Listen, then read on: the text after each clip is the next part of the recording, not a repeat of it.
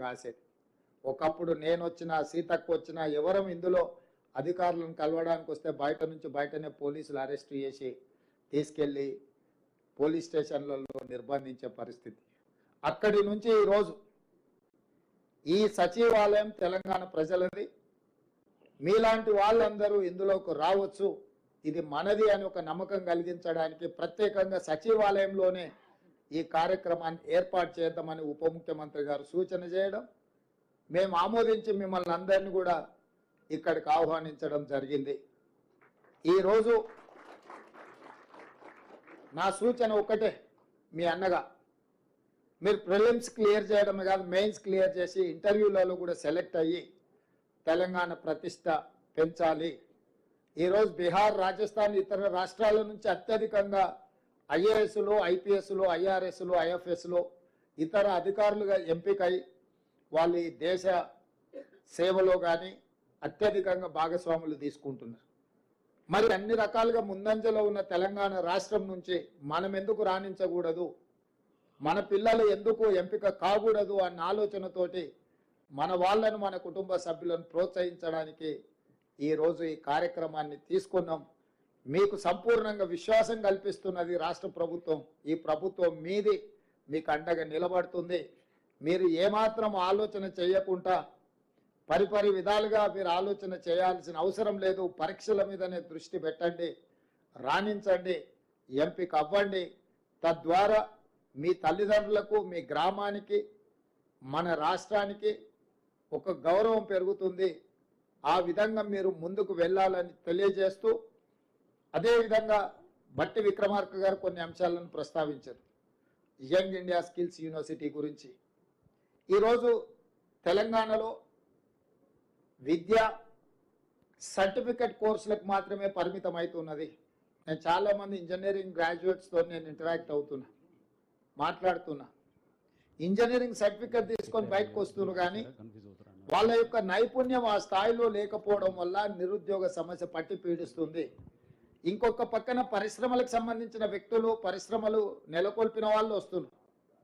మాకు human resource తగ్గిపోయింది, మా దగ్గర నియామకాలు చేపట్టాలంటే అసలు ఎవరు రావడం లేదు అని వాళ్ళు వస్తున్నారు. సో మేము మంత్రివర్గ సహచరులతోని ఆలోచన చేసినాం. ఒక పక్కన పరిశ్రమలకు సంబంధించిన యజమానులు నైపుణ్యం ఉన్న మాకు యువత దొరకడం లేదు అని చెప్తున్నారు. ఇంకొక పక్కన సర్టిఫికెట్లు, డిగ్రీ పట్టాలు పుచ్చుకొని యువత బయటకు వచ్చి మాకు ఉద్యోగ అవకాశాలు రావడం లేదు అని వాళ్ళు మాట్లాడుతున్నారు. వీళ్ళిద్దరి మధ్యలో ఒక అంతరం ఉంది, ఒక గ్యాప్ ఉంది. ఆ గ్యాప్ ఏంటంటే సర్టిఫికెట్ తీసుకొని బయటకు వచ్చే వాళ్లకు వృత్తి నైపుణ్యం లేకపోవడం వల్ల, చదువుకు తగ్గ అనుభవం, చదువుకు తగ్గ శిక్షణ లేకపోవడం వల్ల ఉద్యోగ ఉపాధి అవకాశాలు వాళ్ళు కోల్పోతున్నారు. అందుకే అన్ని రకాలుగా ఆలోచన చేసి ఈరోజు యంగ్ ఇండియా స్కిల్స్ యూనివర్సిటీని ఒక ఐఎస్బి, ఒక IIIT మోడల్లో ఎవరికైతే చైతన్యం ఉన్నదో, ఎవరైతే శిక్షణ పొందాలనుకుంటున్నారో, ఎలాంటి రాజకీయ ఒత్తిడులు లేకుండా వాళ్ళకున్న నైపుణ్యాన్ని దృష్టిలో పెట్టుకొని వాళ్ళకి అవకాశాలు కల్పించాలి అని ఈ యంగ్ ఇండియా స్కిల్స్ యూనివర్సిటీని మనం ప్రారంభించుకున్నాం. దీన్ని పూర్తిగా ప్రభుత్వ అజమాయిషీలో ఉంటే అధికార దుర్వినియోగం జరిగే అవకాశం ఉందని చర్చలు జరగడం, సిలబస్ కూడా ఎప్పటికప్పుడు మార్చుకోవాల్సిన అవసరం ఉంది. కాబట్టి ఆ సిలబస్ను నిర్ణయించాలంటే కూడా ప్రభుత్వంలో ఆలస్యం జరుగుతుందని కొంతమంది విఘ్నులు సూచన చేయడంతో కంప్లీట్గా ఇండస్ట్రీ డ్రివెన్ యూనివర్సిటీగా మనం ఈరోజు నిర్ణయం తీసుకున్నాం.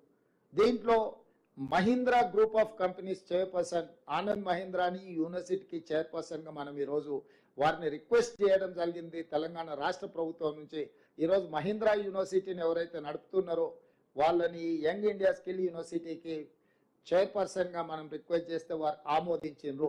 ఈరోజు IIIT చైర్పర్సన్గా పనిచేసిన శ్రీనిరాజును కో చైర్పర్సన్గా పెట్టినాం. వివిధ పరిశ్రమలు, రెడ్డి ల్యాబ్స్ కావచ్చు, SBI బ్యాంక్ కావచ్చు, అదానీ గ్రూప్ కావచ్చు, ఇతర కీలకమైన పరిశ్రమలకు సంబంధించిన వ్యక్తులందరినీ కూడా ఇందులో బోర్డ్ ఆఫ్ డైరెక్టర్స్గా మనం నియమించడం జరిగింది. ఇందులో ప్రధానంగా నిధుల సేకరణ నుంచి శిక్షణ ఇచ్చే వరకు కంప్లీట్గా ఈ బోర్డే పర్యవేక్షిస్తుంది. ప్రభుత్వం కేవలం ఫెసిలిటేటర్ మాత్రమే. అందుకే ముచ్చర్లలో నిర్మించబోయే 4th సిటీలో 60 ఎకరాల భూమిని దాన్ని నిర్మించడానికి అవసరమైన కోట్ల రూపాయల నిధులను రాష్ట్ర ప్రభుత్వం మంజూరు చేసింది. ఈ అకాడమిక్ ఇయర్ వృధా కాకూడదని ఈ సంవత్సరం 2000 మందికి శిక్షణ ఇవ్వాలని ఎస్కి ఇంజనీరింగ్ అకాడమీలో ఈ సంవత్సరం 2000 మందిని ఎంపిక చేసి శిక్షణ ఇవ్వమని ఆదేశాలు ఇవ్వడమే కాకుండా నెక్స్ట్ ఇయర్ నుంచి ప్రతి సంవత్సరం 20,000 మంది స్టూడెంట్స్ను ఈ యంగ్ ఇండియా యూనివర్సిటీలో ఎంపిక చేస్తున్నాం. సర్టిఫికెట్ కోర్సులు ఉంటాయి, డిప్లొమా కోర్సులు ఉంటాయి, డిగ్రీ కోర్సులు ఉంటాయి. ఇందులో ఉత్తీర్ణులైన వాళ్ళు డిగ్రీ నుంచి భవిష్యత్ పోటీ పరీక్షలకు కానీ ఇతర దేశాలలో చదువుకోవడానికి అవసరమైన అవకాశాలన్నీ కల్పించడానికి ఈరోజు ఆ యూనివర్సిటీని మనం తీర్చిదిద్దుతున్నాం. ఇదే కాకుండా నిన్నగాక మొన్న జరిగిన ఒలింపిక్స్లో మన దేశం యొక్క పర్ఫార్మెన్స్ ఆశించిన స్థాయిలో